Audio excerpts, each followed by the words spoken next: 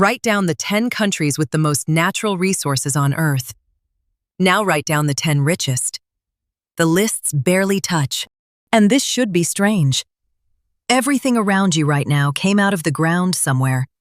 The phone, the wiring, the car outside, the fertilizer that grew your lunch.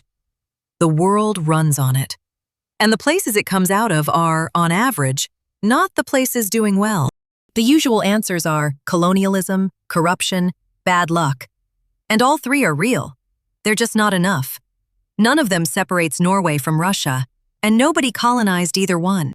Here's what actually seems to decide it. Not whether you have the resource. Two other things. Where the clever people in your country go to work, and whether the money buys the next industry or replaces it. A resource hands you money. What that money does to everything else is the whole story. To see it happen fast, you want somewhere small. For about a decade, one of the richest countries per person on Earth was an island you could walk around before lunch. Nauru. 8 square miles. And underneath it, a rock made of 1,000,000 years of bird droppings, worth more per ton than most things people dig up on purpose. Nobody paid income tax. The state paid for the school, the doctor, the flight to a hospital abroad. Almost nothing else was made there, because almost nothing else needed to be, and they knew it would run out. That's the part people leave out. There was a fund. The money went in, the rock came out, and the fund was supposed to outlive it. It didn't. 4/5 of that island is now coral spikes you can't build on or farm. They import nearly everything they eat. And that is this entire video, played at 10 times speed on a country small enough to watch it happen. Now slow it down and make it the size of Russia. There are 2 ways this goes wrong, and they look nothing alike. The first happens to countries that were already doing fine. Saudi Arabia, Russia. Nobody is starving. The oil works. That's the problem. Think about the best engineer graduating in that country this year. She doesn't start a factory. She goes to the oil company because it pays 3 times better and it will still be there in 10 years. Multiply her by every capable person every year for 40 years. That isn't laziness, it's arithmetic, and it's correct every single time. And there's a second effect underneath it. Sell that much oil and your currency gets stronger, which quietly makes everything else your country makes too expensive for anyone abroad to buy. Your factories don't lose to a better factory. They lose to your own success, in a different sector. This has a name, and it's named after the Netherlands, who found gas in the 60s and watched it happen to them first. And here's the trap. The rock doesn't have to run out. The price just has to fall. When it does, you find out what you built underneath. And the answer is usually nothing, because for 40 years, nobody needed to. The second way is worse. And it's most of Africa.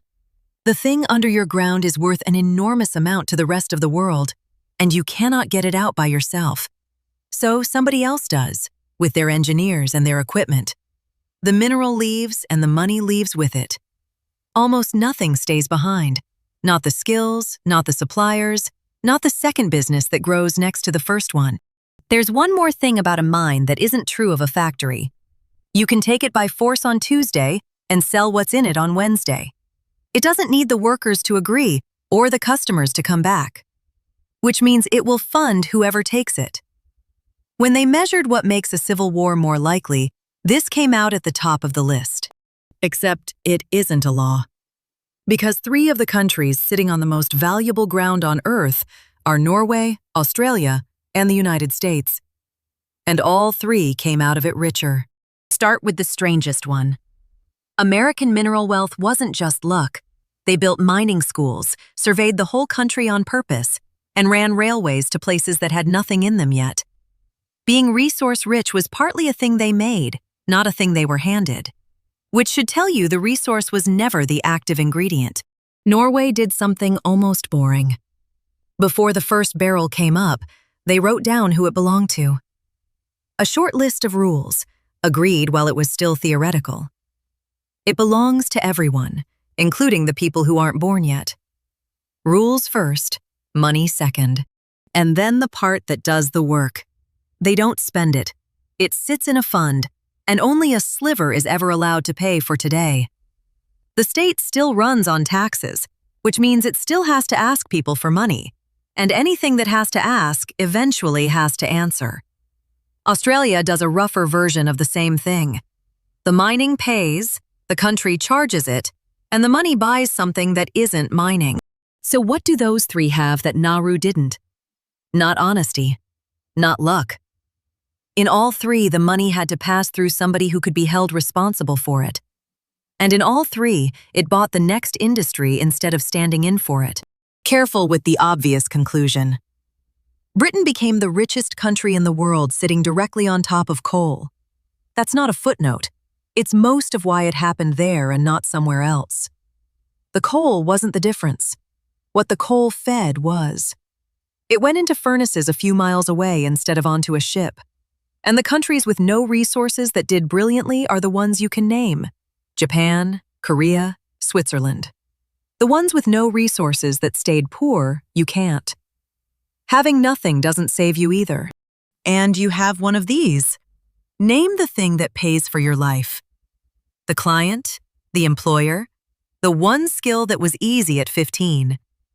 Now say out loud what you've stopped building because that thing already pays better than starting would. Take a second. It has a name, and you know it. A resource doesn't curse anybody. It just removes the reason to build the next thing. And "we didn't need to" is the most expensive sentence there is.